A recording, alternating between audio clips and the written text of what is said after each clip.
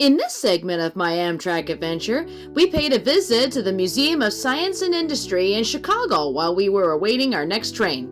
This place was absolutely amazing. They had everything from planes, trains, to automobiles, and they even had more than that. Here, you could even walk inside a tornado. Watch your step, and whoa!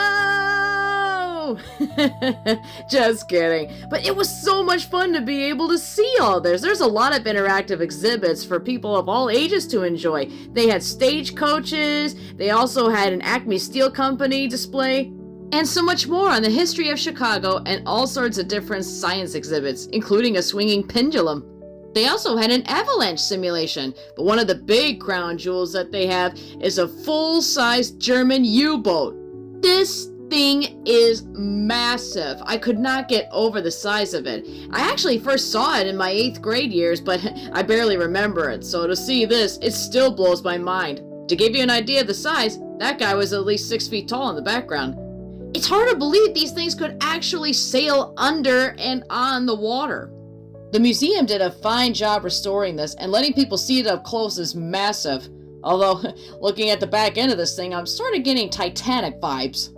And of course, gotta have a picture next to it. Whoops, sorry, had a little Earl moment there. But while this is cool to see, this is one of the big crown jewels I've come to see, New York Central number 999. This thing is a simple 440 style locomotive, or American class, and it ran on the New York Central for the Empire State Express. But what makes this engine so special and worthy to have a place in the museum is that it was a speed record breaker of 112 miles an hour. Can you imagine this locomotive going that fast on today's track? I know, hard to believe, right? But it sure did. And it paved the way for many other faster engines to come. The exhibit that they made for this thing is incredible. You walk up the stairs and you could actually take a cab tour of the locomotive. And I gotta say, as a former tour guide, this thing was displayed beautifully. I loved how they had the coal in there.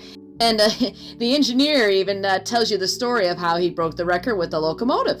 And while it's sad this thing will never run again, it is still impressive to see. And I bet if it ever did run again, it could still break that record.